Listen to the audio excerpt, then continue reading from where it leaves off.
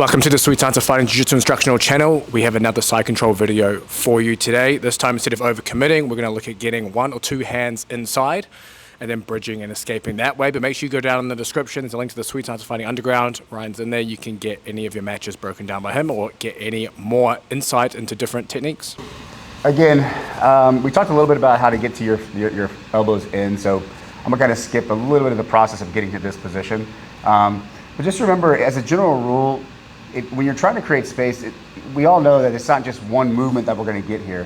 It really is about using your hips and bridging your hips high just to gain little bits of space when we come back, okay? So what I mean by that is, in this particular position, we're going to use that method. So the best thing you can do here is just to get your feet as close to your hips as possible, or as close to your butt, sorry, as possible. And because if you leave your feet too far out to do a bridge, you're not really getting a bridge. You can see I'm fully bridging here. But if I bring my feet to my butt and then I actually do a bridge, I can actually produce a lot more space. So that's what we're going to go for. So I'm going to put my feet to my hip or to my butt, and then I'm going to bridge. But when I bridge, I'm going to swim the outside arm to the inside. This whole concept is about stealing the inside position. So I'm going to get my feet to my butt, and I'm going to bridge. And as I bridge, I'm going to do this real slow. This hand will swim to the inside, and I know we're coming back down, but it's okay because I land with my arm to the inside position, okay? Just the outside arm. So the technique here, it's probably one of the top 3 ways I escape side control, is once I get here, it's about how you bridge next. I need to bridge using the same method, my feet to my butt, but I want to take the outside hand and I want to reach this hand over as far over to the shoulder as I can get it. The mistake a lot of us make is when we bridge to get out of here, we do this and we try to reach for the hip. But he's killing my shoulder here. He can just smash me back down and he's going to smash me back flat to the mat. Not the end of the world, I still have inside position. But what I need to do is improve my left shoulder position. If Mike can see my shoulder here, this is no good, right? So if I see my shoulder, no good. So when I reach and I bridge, watch what happens here. We do real slow, I'm gonna reach. So now when I look, I can't really see I see his shoulder, but I don't see mine. Because my shoulder's on the outside now, but it's because I've reached over to his far shoulder. This also makes it, the angle has changed, so it makes it very difficult for him to come back from here. Okay, it's not difficult for me on bottom. So when I do this, it's very much different than this. If I do this on the hip, or if I do anywhere in this range, he's just gonna whizzer my arm back and then just smash me back down. So I have to get here.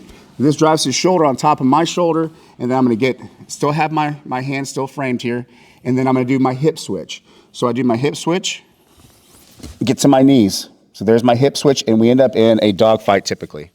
Boom. We won't go into that, but that is much, much better than being squished inside control. So here we are. All right, so we get to our inside position here. I'm sorry, our frame position. So now I'm in frame position, and I'm gonna use my feet, again, not out here. I'm gonna get close to my butt as I can, and I'm gonna give a good bridge. And again, I'm doing this very slow. This will be a little faster. So I'm gonna bridge up, and this arm is gonna lift and swim. So you can kind of see the elbow is doing a little bit of overcommitting here because I'm throwing his head over my body. This opens up this space. So we go here, I bridge and I lift so that I can swim the arm in. He's gonna smash me back down. That's fine. And now I'm here. I do a bridge again, and I reach for the far shoulder, not the hip or the back. I reach and I turn. And now you can see that it's gonna be difficult for him to come back here with his right arm, right? It's hard. Even if he whizzers here, it's not enough. I can switch my hip, and then we get into a dogfight position. So this is gonna be the underhook to escape, just one underhook. But there's another method we could use using 2 underhooks. So I saw this many, many years ago. I've used it. It's basically, it used to be called the wheelbarrow, I think, something like that. I don't know what it's called anymore. Who knows what it's called? So many different names for everything. So we get to the inside position, or I'm sorry, so the frame position, going for the inside position. So I bridge, I do everything I'm supposed to do, I reach, and I get here. Got one arm. This arm is typically pretty easy to get to the inside. Again, he can switch his hips and do all kinds of things here. This will change things a little bit, but I mean, for the most part, when I do this, there's not much stopping me from just putting my hand here, okay? And the reason why is because even if he were to drop his hip and get tight here where I can't get my arm in, it's okay because I can still just bridge and shove my arm through. It's not, he's gonna have a difficult time blocking off that space to me. So now I have two. You can see my hands on this side. I have two, and all I wanna do is I'm not trying to throw him off with my arms. I'm just creating tension. So I create that tension, this wall. So now this is where I don't lose anything from here. So he can't go down any further. I'm just creating tension in a wall. Once I'm here, I use my hips and I throw my arms with my hips over my head, but really what I'm doing is I'm sinking down. I'm shrinking down. So I'll do real slow, a bridge, and I'm going down. So I pulled myself down. Now there's all this space. Now what you do with this space depends on your skill level. I could go left and come out this way, or I could go right and go into maybe wrestling moves or something like that, or maybe it'd be a scramble. We're doing this very slow, but it's again, it can be a slow move technically, but you'll probably notice it's going to take you about 4 or 5 bridges just to get to this. Like I'll be here, and he's squeezing or whatever. I'm like, and then I get it. So it may take a few shots. There we go. See? So it's not just like one shot and then you got it. So here, now I'm gonna bridge again. Boom. Got 2 under.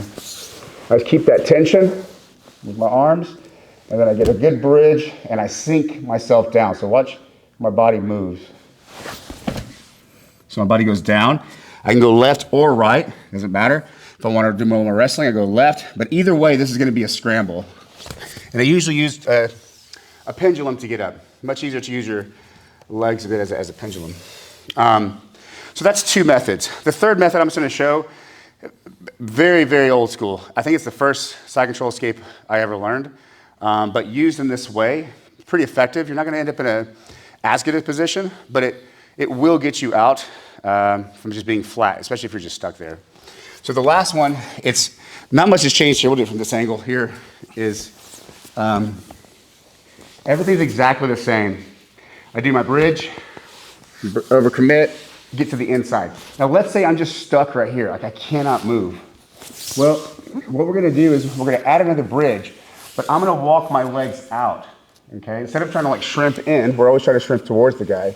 I'm gonna walk my legs out. So I'm gonna get here, put my hands on the hips. So this is where I will tell you to put your hands on the hips because I'm starting to walk away. So you'll see my legs start to walk, walk, walk. And as I start to shrink down, I start to frame out and I go belly down. Now again, I'm not saying that this is, I'm not saying this is the best, but it's actually the worst position to be in is face down on the mat. However, I do have 2 frames for a second to where I can actually build. I've seen different ways. Sometimes people let go of the hips, go here. I've seen where I'm here and I kind of climb up and I get here. Now I'm not saying that this is, you're end up in a better position necessarily.